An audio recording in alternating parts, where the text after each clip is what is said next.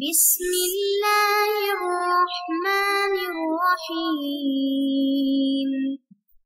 بسم اللہ الرحمن الرحیم۔ السلام علیکم ورحمۃ اللہ وبرکاتہ۔ امید ہے آپ تمام احباب خیر وعافیت سے ہوں گے۔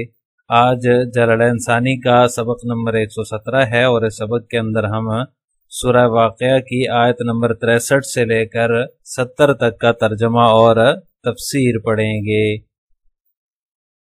پہلے آیات کا ترجمہ دیکھ لیں۔ افرائیتم ما تحرثون، اچھا یہ بتاؤ کہ جو کچھ تم زمین میں بوتے ہو،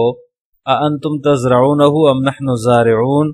کیا اسے تم اگاتے ہو یا ہم ہیں اگانے والے؟ لو نشاء لجعلناہ حطاما فظلتم تفکہون، اگر ہم چاہیں تو اسے چورا چورا کر دیں، فظلتم تفکہون، جس پر تم دن بھر تعجب کرتے رہ جاؤ۔ انا لمغرمون، کہ ہم پر تو تاوان چڑھ گیا، بل نحن محرومون، بلکہ ہم ہی ہیں بد نصیب۔ افرائیتم الماء الذی تشربون، اچھا یہ بتاؤ کہ یہ پانی جو تم پیتے ہو، اانتم انزلتموہ من المزن ام نحن المنزلون، کیا اسے بادلوں سے تم نے اتارا ہے، ام نحن المنزلون، یا اتارنے والے ہم ہیں۔ لو نشاء جعلناہ اجاجا فلولا تشکرون، اگر ہم چاہیں تو اسے کڑوا بنا کر رکھ دیں، پھر تم کیوں شکر ادا نہیں کرتے؟ فلولا تشکرون، تم شکر ادا کیوں نہیں کرتے؟ عزیز طلبہ، افرائیتم ما تحرثون کے اندر اللہ تبارک و تعالی نے جو ہے وہ کھیتی اگانے کی جو نعمت ہے اس کا تذکرہ فرمایا ہے۔ اس سے عام انسانوں کی زندگی جو ہے وہ بنتی ہے، عام انسان کی زندگی اسی پر جو ہے وہ موقوف ہے، یہ زندگی کا ذریعہ ہے۔ تم کھیتی جو کرتے ہو، یعنی ہل چلا کر زمین کو نرم کرتے ہو، پھر اس میں بیج ڈالتے ہو، تو اس کے بارے میں یہ بتاؤ کہ بیج ڈالنے کے بعد کھیتی کو اگانے والا کون ہے؟ انتم تزرعونہ ام نحن الزارعون، تم اگانے والے ہو یا پھر ہم اگاتے ہیں؟ یعنی تم تو بیج ڈال کر فارغ ہو جاتے ہو، اب کھیتی کا اگانا ہمارا کام ہے، ہم اگائیں یا نہ اگائیں یہ ہمارے اختیار میں ہے۔ پھر اگر کھیتی نکل بھی آئی تو اس میں دانے نکلنے تک اس کا جو ہے وہ بڑھنا ضروری نہیں، پہلے بھی وہ جو ہے وہ ختم ہو سکتی ہے، برباد ہو سکتی ہے، ہلاک ہو سکتی ہے۔ اگر کھیتی پوری ہو گئی، اس کی بالیں نکل آئیں، تو بھی یہ ضروری نہیں ہے کہ تم اس سے فائدہ حاصل کر سکو، تم اس سے نفع اٹھا سکو۔ ہم چاہیں تو سب کا چورا چورا کر دیں، لو نشاء لجعلناہ حطاما، ہم چاہیں تو اس کا چورا چورا کر دیں، پھر تم تعجب کرتے رہ جاؤ کہ یہ کیا ہو گیا۔ انا لمغرمون، اس مرتبہ تو ہم پر تاوان ہی چڑھ گیا، یعنی کہ جو کھیتی اگی ہے وہ اس کا فائدہ نہیں ہوا، وہ تو تباہ ہو گئی، برباد ہو گئی، بلکہ ہم بالکل ہی بل نحن محرومون، ہم تو بالکل ہی محروم کر دیے گئے، یعنی بیج کا خرچہ بھی اٹھایا، محنت بھی کی، اور اس کے بعد غلہ بھی حاصل نہیں ہوا، تو یہ جو ہے بڑی ہی بربادی کی بات ہے۔ اور اگر ہم چاہیں تو تم اس سے فائدہ اٹھا سکتے ہو، بیج ڈالنے کے بعد بھی، محنت کرنے کے بعد بھی۔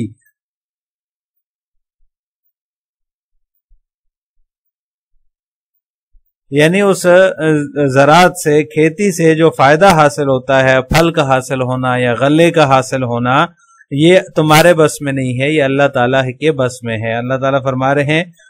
تم جو ہے وہ بیج ڈالنے کے علاوہ اور کچھ نہیں کر سکتے ہو، بیج ڈالو، محنت کرو، اس کے بعد وہ حاصل ہو نہ ہو یہ ہمارے اختیار میں ہے۔ اللہ تعالیٰ کے سوا کون ہے جو تمہارے ڈالے ہوئے بیج کو یہاں تک پہنچاتا ہے؟ یعنی اس سے کومپل بنتی ہے، پھر اس سے جو ہے وہ درخت یا کھیتی بنتی ہے، اور پھر اس سے جو ہے وہ تمہارے فائدے کے پھل یا غلہ حاصل ہوتا ہے۔ افرائیتم الماء الذی تشربون، بارش برسانے کی جو نعمت ہے اس کا اللہ تبارک و تعالیٰ نے اس میں تذکرہ فرمایا ہے، یعنی کہ پانی کی نعمت جو ہے اس کا تذکرہ ہے۔ بتاؤ یہ پانی جو تم پیتے ہو، تم نے اسے بادل سے اتارا ہے یا ہم ہیں اتارنے والے؟ انتم انزلتموہ من المزن ام نحن المنزلون، تم اتارنے والے ہو یا ہم ہیں اتارنے والے؟ تمہارا تو کوئی دخل نہیں ہے۔ جب بارش نہیں ہوتی تو تم آسمان کی طرف جو ہے وہ دیکھتے رہتے ہو، بارش نہیں ہو رہی، قحط پڑ گیا، نا امید ہو جاتے ہو، تو اللہ تعالیٰ بارش برسا دیتا ہے۔ وَهُوَ الَّذِي يُنَزِّلُ الْغَيْثَ من بعد ما قنطوا وينشر رحمتہ، سورہ شورى کے اندر اللہ تبارک و تعالیٰ نے فرمایا کہ اللہ وہی ہے جو لوگوں کے نا امید ہو جانے کے بعد بارش بھیجتا ہے اور اپنی رحمت کو پھیلا دیتا ہے۔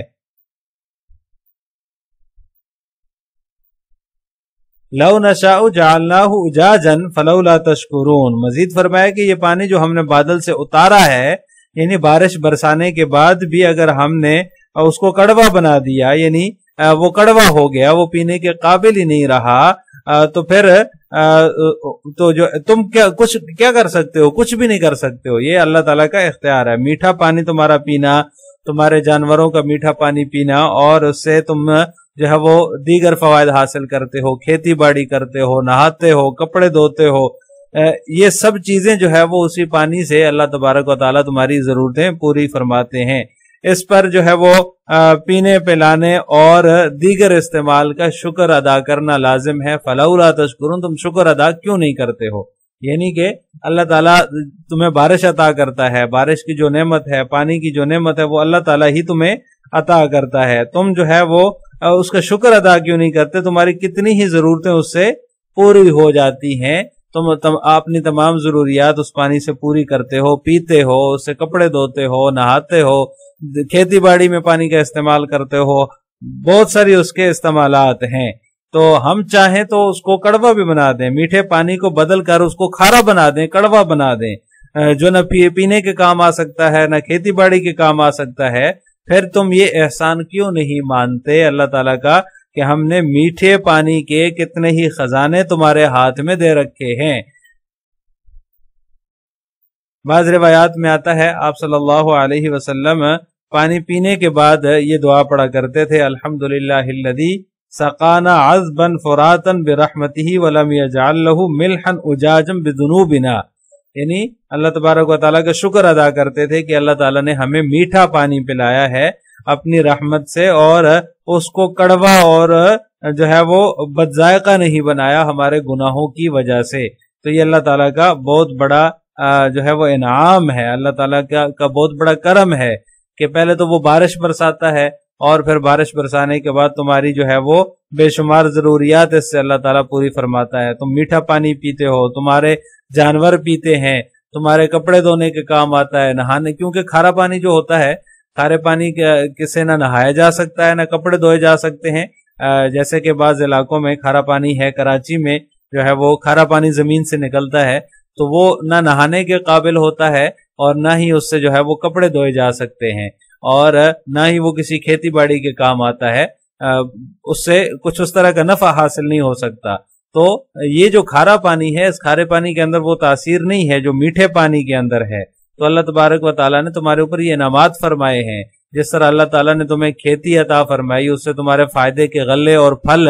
حاصل ہوتے ہیں۔ اگر اللہ تعالیٰ چاہتا تو وہ بیج سے کومپل ہی نہ نکالتا، بیج سے اس کا جو ہے وہ پھل ہی نہ نکلتا، درخت ہی نہ بنتا، اور وہ بن گیا، اس کے بعد اس کے اوپر پھل لگے، غلہ آیا جو تمہارے فائدے کے کام آتا ہے۔ اگر اللہ تعالیٰ چاہتا تو اس کو چورا چورا کر دیتا،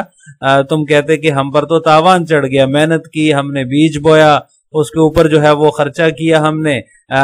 اپنی محنت لگائی،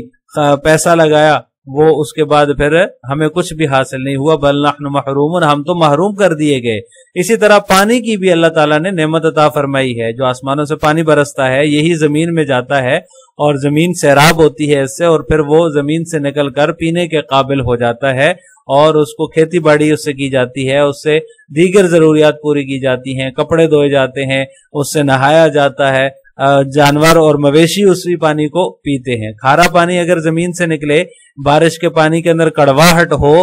تو وہ کسی کام کا نہیں ہوتا، اور اس سے وہ فائدہ حاصل نہیں ہو سکتا۔ فلولا تشکرون، تم پھر اللہ تعالیٰ کا شکر ادا کیوں نہیں کرتے؟ اتنے انعامات کے بعد اللہ تعالیٰ نے جو ہے وہ یہ فرمایا ہے کہ تم شکر ادا کیوں نہیں کرتے؟ اتنے انعامات حاصل ہونے کے بعد، اتنی نعمتیں ملنے کے بعد تو تم پر شکر ادا کرنا لازم ہے، ضروری ہے، لیکن تم شکر ادا نہیں کرتے۔ فلولا تشکرون، تمہیں شکر ادا کرنا چاہیے۔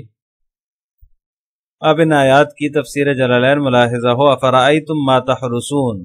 تثیرون الارض وتلقون البذر فیہا، یہ تحرسون کی تفسیر مصنف بیان فرما رہے ہیں کہ تم زمین کو جوتتے ہو، یعنی اس کو ہل چلا کر نرم کرنا، اس کو تسیرون الارض سے تعبیر فرمایا، وتلقون البذر فیہا، اور تم اس میں بیج بوتے ہو، تخم ریزی کرتے ہو، انتم تزرعونہ، تنبتونہ، تزرعونہ کا معنی مصنف نے بیان فرما دیا کہ کیا تم اسے اگانے والے ہو، تزرعون کا معنی ہے تنبتونا، اگانا، ام نحن زارعون، یا پھر ہم اسے اگانے والے ہیں، لو نشاء لجعلناہ حطاما، اگر ہم چاہتے تو ہم اس کو جو ہے وہ چورا چورا بنا دیتے، نباتن یابسن لا حب فیہ، یعنی اس کو خشک گھاس بنا دیں، لا حب فیہ، جس میں ایک دانہ بھی نہ ہو۔ چورا چورا کرنے کا مطلب یہ ہے کہ ایسی گھاس بنا دیں، اگے تو صحیح لیکن اس کے اندر جو ہے وہ غلہ پیدا نہ ہو، اس کے اندر جو دانے ہوتے ہیں وہ پیدا نہ ہو، وہ خشک گھاس ہو جس کا کوئی فائدہ نہیں ہوتا۔ فظلتم تفکہون، تو پھر تم جو ہے وہ تعجب کرتے رہ جاؤ۔ اصلہ ظللتم بکسر اللام، یہاں پر ظلتم کی تحقیق مصنف بیان فرما رہے ہیں کہ اس کی اصل جو ہے وہ ظللتم ہے، یعنی لام کے کسرہ کے ساتھ، ایک لام جو ہے وہ اس کے اوپر اس کے نیچے کسرہ ہے، ظللتم ہے، حذفت تخفیفا، جس کو جو ہے وہ تخفیفاً حذف کر دیا گیا، یعنی ایسی لام جس کے نیچے کسرہ ہے اس کو تخفیفاً حذف کر دیا گیا، ای اقمتم نہارن، یعنی تم دن بھر حیرت زدہ رہ جاؤ، تفکہون، حذفت منہ احدى التاءین فی الاصل تعجبون من ذالک، یعنی کہ تفکہون میں بھی مصنف فرما رہے ہیں کہ اصل میں یہاں پر دو تا تھی، تتفکہون تھا، تو ایک تا کو جو ہے وہ حذف کر دیا گیا، اس کا معنی ہے تعجبون من ذالک، تم اس سے تعجب کرنے لگو اور کہو، کہنے لگو، وتقولون، اور کہنے لگو، انا لمغرمون، بے شک ہم پر تو تاوان ہی پڑ گیا،